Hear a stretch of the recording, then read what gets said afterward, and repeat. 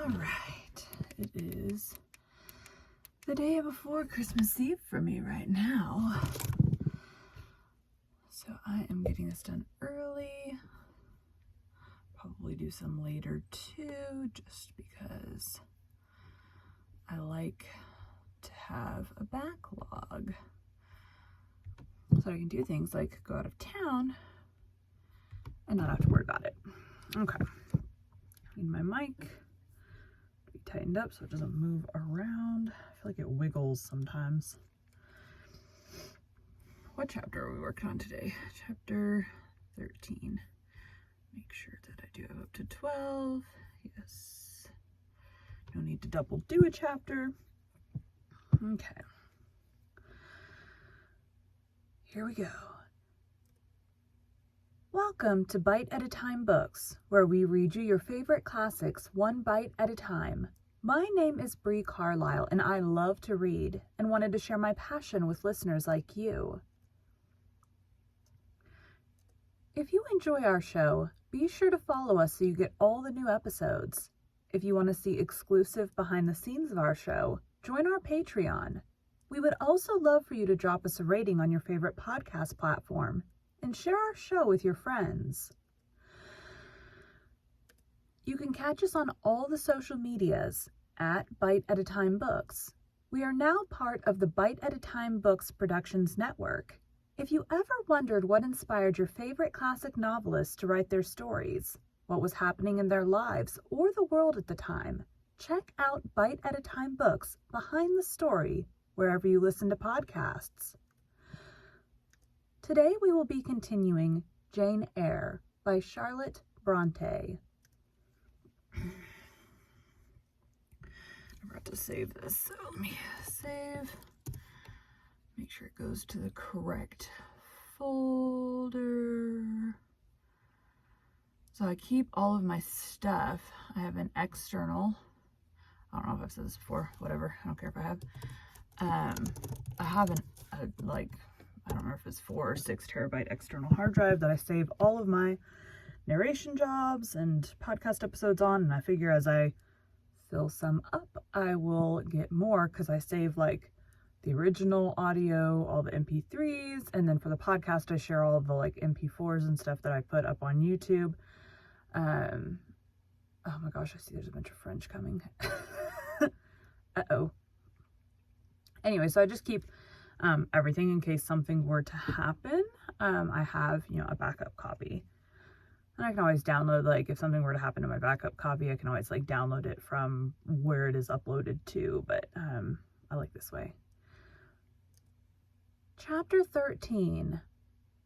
Mr. Rochester, it seems, by the surgeon's orders, went to bed early that night. Nor did he rise soon next morning. When he did come down, it was to attend to business. His agent and some of his tenants were arrived and waiting to speak with him. Adele and I had now to vacate the library. It would be in daily requisition as a reception room for callers. A fire was lit in an apartment upstairs, and there I carried our books and arranged it for the future schoolroom.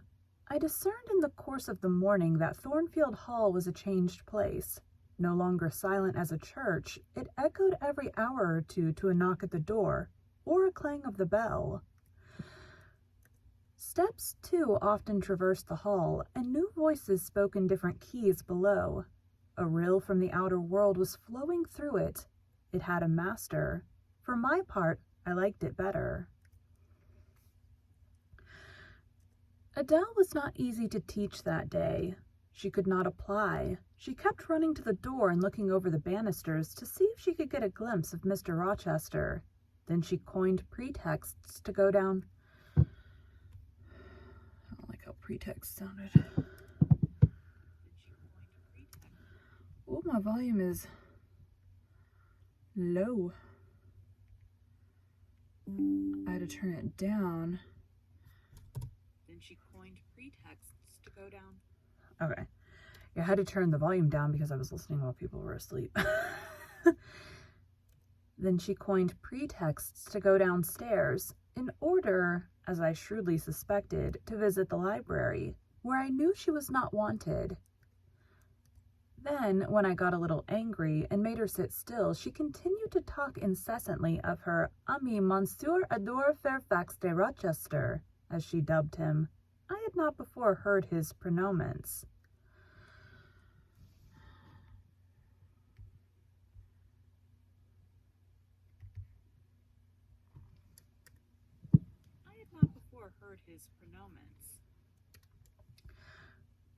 I had not before heard his pronomens, and to conjecture what presents he had brought her, for it appears he had intimated the night before that when his luggage came from Millcote there would be found amongst it a little box in whose contents she had an interest.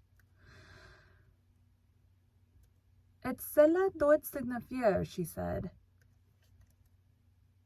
Et cela doit signifier, said she, qu'il y aura les dedans un cadeau pour moi, et pour être pour vous aussi, mademoiselle.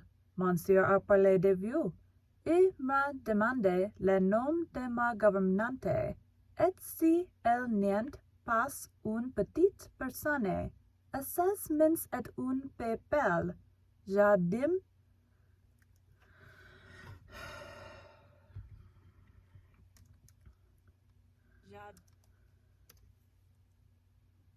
Je dis que car c'est vrai nécessaire. This is terrible French. Je dis que car c'est vrai, n'est-ce pas, mademoiselle? Hopefully no one listening to this can speak French. I think I forgot to turn my light down. There we go. It still looks...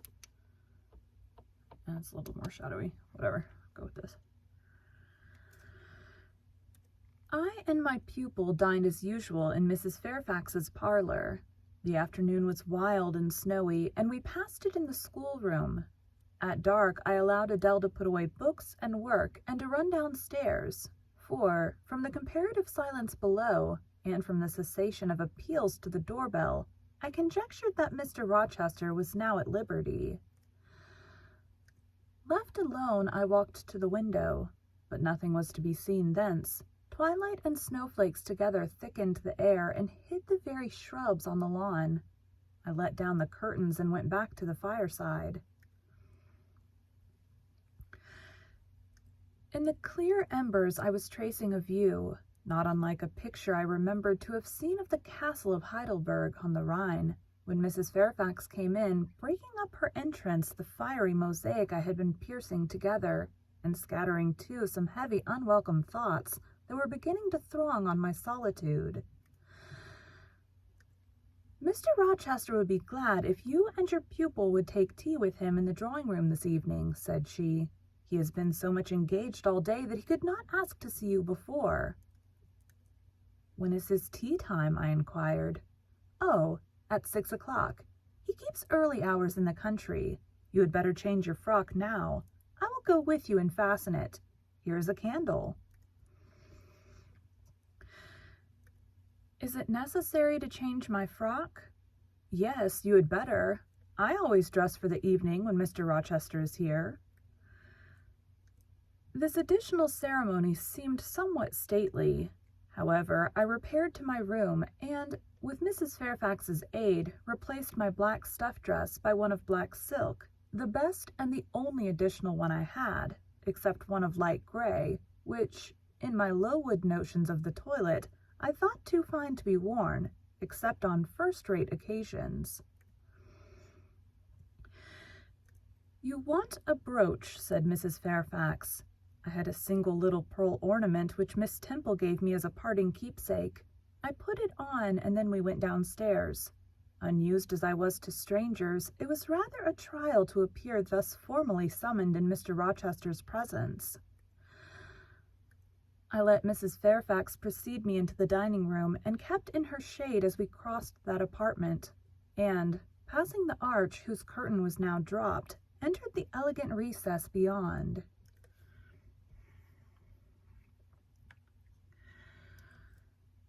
Two wax candles stood lighted on the table, and 2 on the mantelpiece. Basking in the light and heat of a superb fire lay Pilot. Adele knelt near him. Half reclined on a couch appeared Mr. Rochester, his foot supported by the cushion. He was looking at Adele and the dog. The fire shone full on his face. I knew my traveler with his broad and jetty eyebrows, his square forehead made squarer by the horizontal sweep of his black hair. I recognized his decisive nose, more remarkable for character than beauty, his full nostrils, denoting, I thought, choler, his grim mouth, chin, and jaw. Yes, all 3 were very grim, and no mistake. His shape, now divested of cloak, I perceived harmonized in squareness with his physiognomy. I suppose it was a good figure in the athletic sense of the term, broad-chested and thin-flanked, though neither tall nor graceful. Mr. Rochester must have been aware of the entrance of Mrs. Fairfax and myself, but it appeared he was not in the mood to notice us, for he never lifted his head as we approached. "Here is Miss Eyre, sir," said Mrs. Fairfax in her quiet way. "Here is Mrs. Eyre, sir," said Mrs. Fairfax in her quiet way. He bowed, still not taking his eyes from the group of the dog and child.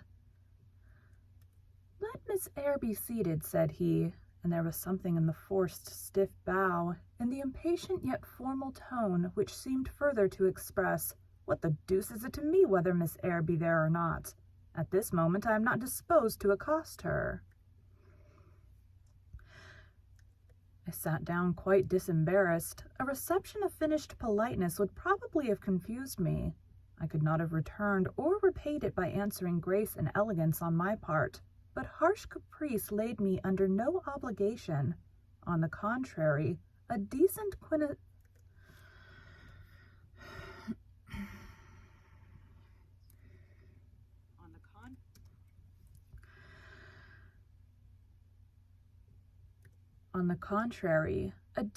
quiescence under the freak of manner gave me the advantage. Besides, the eccentricity of the proceeding was piquant. I felt interested.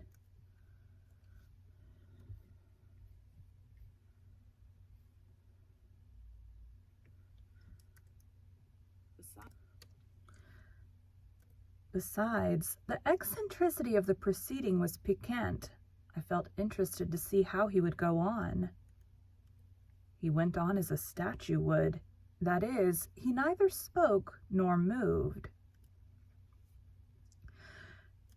Mrs. Fairfax seemed to think it necessary that someone should be amiable, and she began to talk, kindly as usual, and, as usual, rather trite.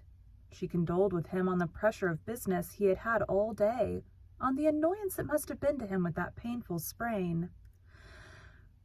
Then she commended his patience and perseverance in going through with it.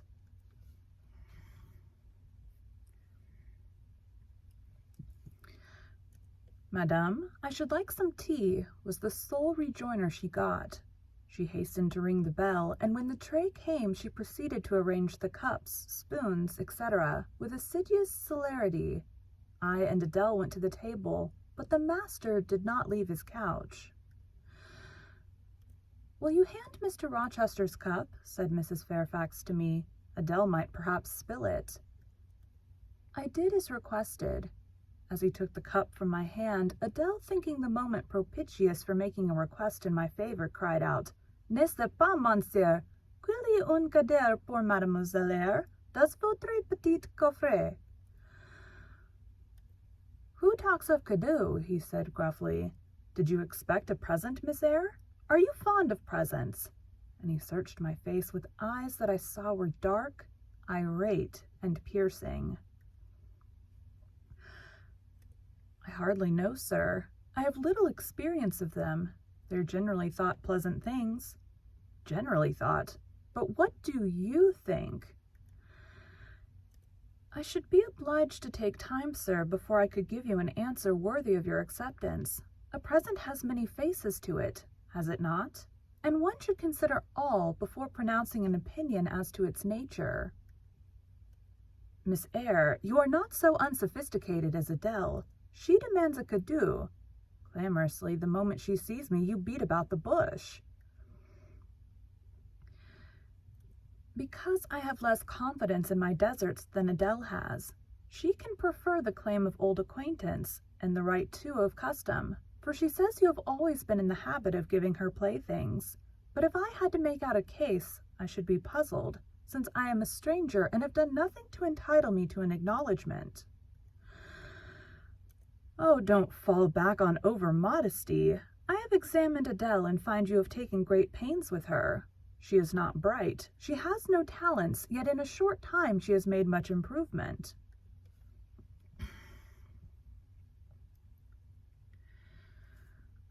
Sir, you have now given me my cadeau. I am obliged to you. It is the meed teachers most covet, praise of their pupils' progress. Humph, said Mr. Rochester, and he took his tea in silence. Come to the fire, said the master when the tray was taken away, and Mrs. Fairfax had settled into a corner with her knitting, while Adele was leading me by the hand round the room, showing me the beautiful books and ornaments on the consoles and chiffoniers. We obeyed, as in duty bound. Adele wanted to take a seat on my knee, but she was ordered to amuse herself with Pilot.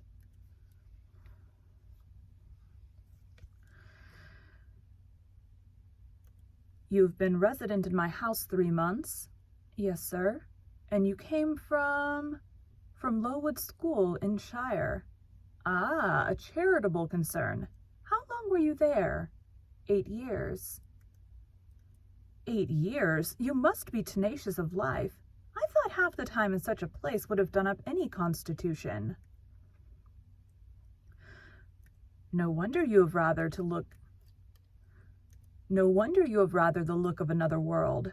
I marveled where you had got that sort of face. When you came on me in Hay Lane last night, I thought unaccountably of fairy tales, and had half a mind to demand whether you had bewitched my horse. I am not sure yet. Who are your parents? I have none. Nor ever had, I suppose. Do you remember them? No. I thought not. And so you were waiting for your people when you sat on that still? For whom, sir? For the men in green. It was a proper moonlight evening for them. Did I break through one of your rings that you spread that damned ice on the causeway?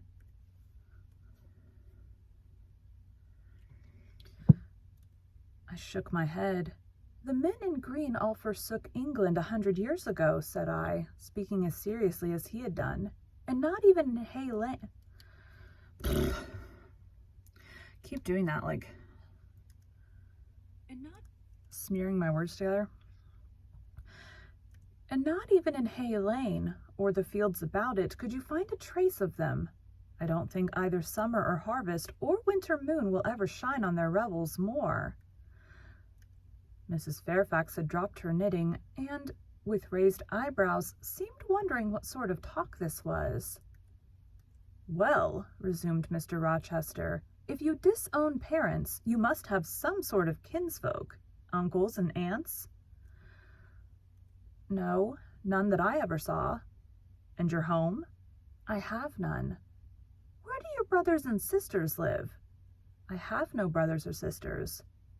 Who recommended you to come here? I advertised, and Mrs. Fairfax answered my advertisement. Yes, said the good lady, who now knew what ground we were upon, and I am daily thankful for the choice Providence led me to make. Miss Eyre has been an invaluable companion to me, and a kind and careful teacher to Adele.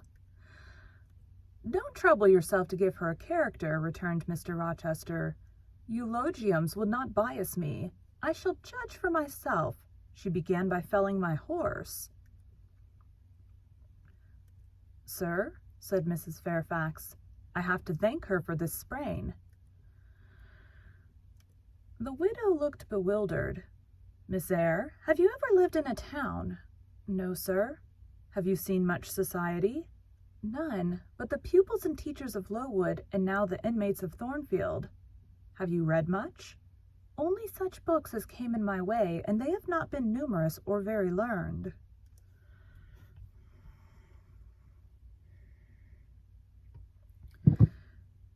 You have lived the life of a nun. No doubt you are well drilled in religious forms. Brocklehurst, who I understand directs Lowood, is a parson, is he not? Yes, sir. And you girls probably worshipped him, as a convent full of religiouses would worship their director. Oh, no. You are very cool. No, would a novice not worship her priest? That sounds blasphemous. I disliked Mr. Brocklehurst, and I was not alone in the feeling. He is a harsh man, at once pompous and meddling. He cut off our hair, and for economy's sake bought us bad needles and thread, with which we could hardly sew. That was very false economy, remarked Mrs. Fairfax, not Rochester.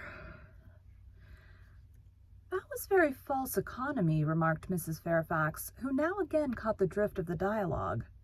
And was the head and front of his offending? Demanded Mr. Rochester. Nope, and was that. And what? Oh my gosh, my nose. I have allergies. And my allergy medicine hasn't kicked in yet. And was that the head and front of his offending? Demanded Mr. Rochester. He starved us when he had the sole superintendence of the provision department, before the committee was appointed, and he bored us with long lectures once a week, and with evening readings from books of his own inditing, about sudden deaths and judgments, which made us afraid to go to bed. What age were you when you went to Lowood? About 10. And you stayed there 8 years. You are now then 18? I assented. Arithmetic, you see, is useful. Without its aid, I should hardly have been able to guess your age. It is a point difficult to fix where the features and countenance are so much at variance as in your case. And now, what did you learn at Lowood? Can you play? A little.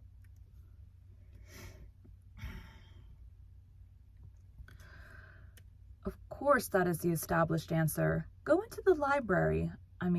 If you please. Excuse my tone of command. I'm used to say, do this, and it is done. I cannot alter my customary habits for our new inmate.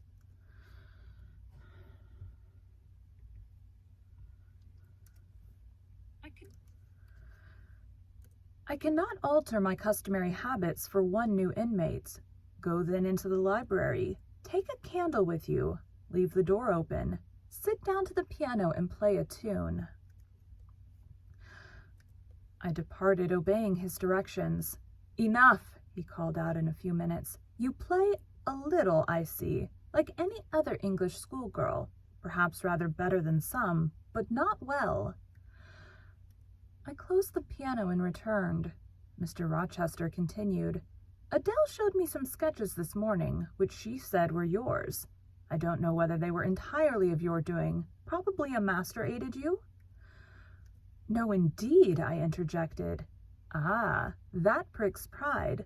Well, fetch me your portfolio, if you can vouch for its contents being original, but don't pass your word unless you are certain. I can recognize patchwork. Then I will say nothing, and you shall judge for yourself, sir. I brought the portfolio from the library. Approach the table, said he, and I wheeled it to his couch. Adele and Mrs. Fairfax drew near to see the pictures. No crowding, said Mr. Rochester. Take the drawings from my hand as I finish with them, but don't push your faces up to mine. He deliberately scrutinized each sketch and painting. 3 he laid aside, the others, when he had examined them, he swept from him. Take them off to the other table, Mrs. Fairfax, said he, and look at them with Adele. You, glancing at me, resume your seat and answer my questions. I perceive those pictures were done by one hand. Was that hand yours? Yes. And when did you find time to do them? They have taken much time and some thought. I did them in the last 2 vacations I spent at Lowood, when I had no other occupation. I feel like that might have sounded weird. I did them in the last 2 vacations I spent at Lowood, when I had no other occupation. Where did you get your copies? Out of my head? That head I see now on your shoulders. Yes, sir. Has it other furniture of the same kind within? I should think it may have. I should hope better. He spread the pictures before him and again surveyed them alternately.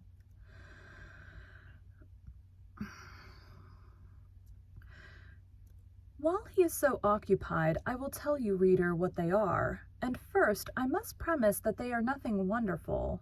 The subjects had indeed risen vividly on my mind, as I saw them with the spiritual eye before I attempted to embody them.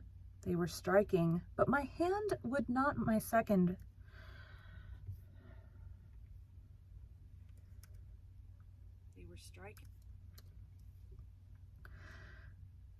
They were striking, but my hand would not second my fancy, and in each case it had wrought out but a pale portrait of the thing I had conceived.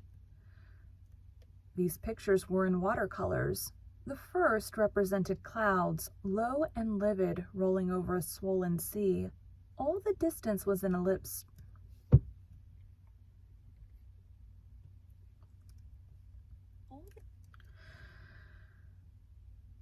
All the distance was an eclipse, so too was the foreground, or rather the nearest billows, for there was no land.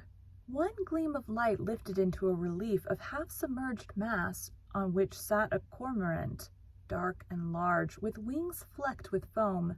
Its beak held a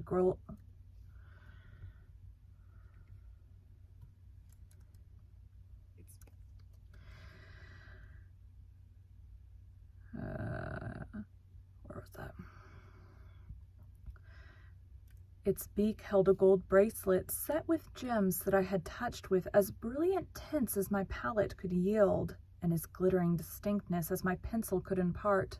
Sinking below the bird and mast, a drowned corpse glanced through the green water. A fair arm was the only limb clearly visible, whence the bracelet had been washed or torn. The second picture contained for foreground only the dim peak of a hill, with grass and some leaves slanting as if by a breeze. Beyond and above spread an expanse of sky, dark blue as at twilight. Rising into the sky was a woman's shape to the bust, portrayed in tints as dusk and soft as I could combine. The dim forehead was crowned with a star. The lineaments below were seen as through the suffusion of vapor. The eyes shone dark and wild. The hair streamed shadowy like a beamless cloud torn by storm or by electric travail. On the neck lay a pale reflection like moonlight. The same faint luster touched the thin.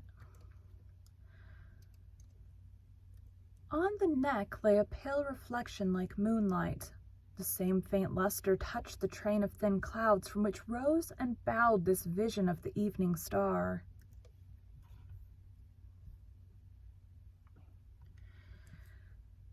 The third showed the pinnacle of an iceberg piercing a polar winter sky. A muster of northern lights reared their dim lances, close serried along the horizon.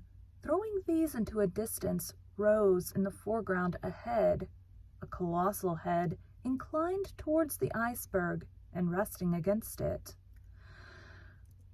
Two thin hands joined under the forehead and, supporting it, drew up before the lower features a sable veil, a brow quite bloodless, white as bone, and an eye hollow and fixed, blank of meaning, but for the glassiness of despair alone were visible.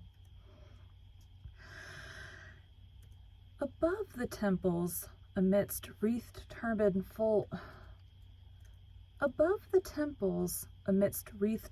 folds of black drapery, vague in its character and consistency as cloud, gleamed a ring of white flame, gemmed with sparkles of a more lurid tinge.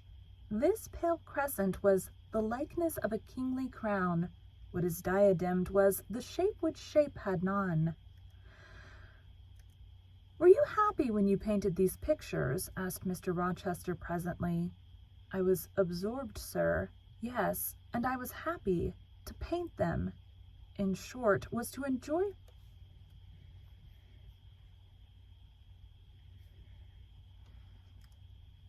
"Yes, and I was happy..." Excuse me.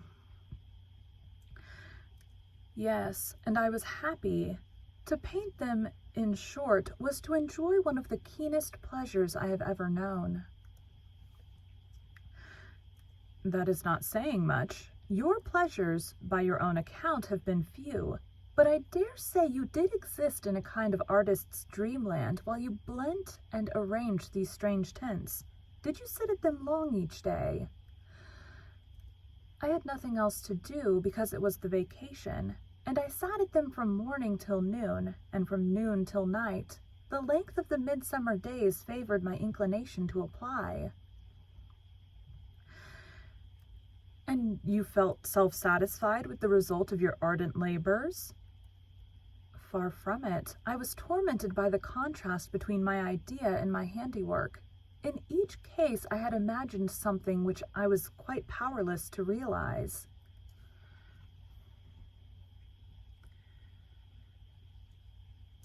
"Not quite. You have secured the shadow of your thought, but no more, probably. You had not enough of the artist's skill and science to give it full being.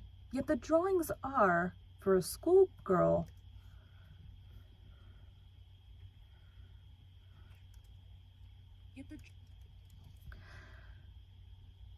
"Yet the drawings are, for a schoolgirl, peculiar. As to the thoughts, they are elfish. These eyes in the evening star you must have seen in a dream. How could you make them look so clear, and yet not at all brilliant? For the planet above quells their rays. And what meaning is that in their solemn depth? And who taught you to paint wind? There is a high gale in that sky, and on this hilltop. Where did you see Latmus? For that is Latmus. There, put the drawings away." I had scarce tied the strings of the portfolio when, looking at his watch, he said abruptly, "It is 9 o'clock. What are you about, Miss Eyre, to let Adele sit up so long? Take her to bed." Adele went to kiss him before quitting the room. He endured the caress, but scarcely seemed to relish it more than Pilate would have done, nor so much. "I wish you all good night now," said he, making a movement of the hand towards the door, in token that he was tired of our company, and wished to dismiss us. Mrs. Fairfax folded up her knitting. I took my portfolio. We curtsied to him, received a frigid bow in return, and so withdrew. "You said Mr. Rochester was not strikingly peculiar, Mrs. Fairfax," I observed when I rejoined her in her room, after putting Adele to bed. "Well, is he?" "I think so. He is very changeful and abrupt." "True. No doubt he may appear so to a stranger, but I am so accustomed to his manner I never think of it. And then, if he has peculiarities of temper, allowance should be made." "Why?" "Partly because it is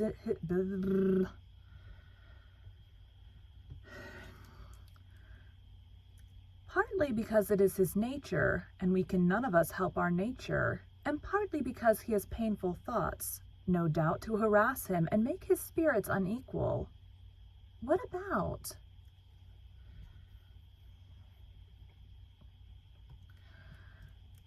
"Family troubles, for one thing." "But he has no family." "Not now, but he has had, or at least relatives. He lost his elder brother a few years since." "His elder brother?" "Yes. The present Mr. Rochester has not been very long in possession of the property, only about 9 years." 9 years is a tolerable time. Was he so very fond of his brother as to be still inconsolable for his loss?" "Why, no, perhaps not. I believe there were some misunderstandings between them. Mr. Roland Rochester was not quite just to Mr. Edward, and perhaps he prejudiced his father against him. The old gentleman was fond of money and anxious to keep the family estate together. He did not like to diminish the property by division, and yet he was anxious that Mr. Edward should have wealth too, to keep up the consequence of the name. And, soon after he was of age, some steps were taken that were not quite fair and made a great deal of mischief. Old Mr. Rochester and Mr. Roland combined to bring Mr. Edward into what he considered a painful position, for the sake of making his fortune. What the precise nature of that position was, I never clearly knew, but his spirit could not brook what he had to suffer in it. He is not very forgiving. He broke with his family, and now for many years he has led an unsettled kind of life. A little...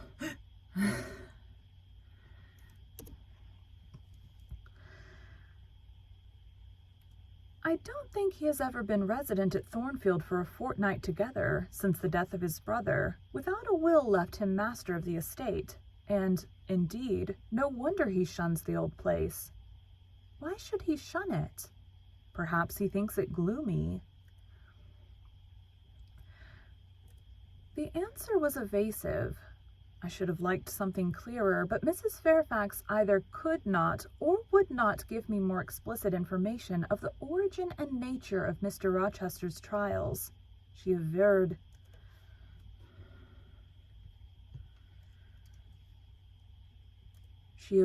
they were a mystery to herself, and that what she knew was chiefly from conjecture. It was evident, indeed, that she wished me to drop the subject, which I did accordingly. I think that's the end of the chapter. Yep.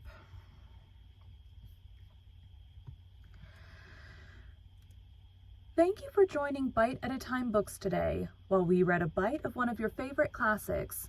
If you enjoy our show, be sure to follow us so you get all the new episodes. If you want to see exclusive behind the scenes of our show, join our Patreon.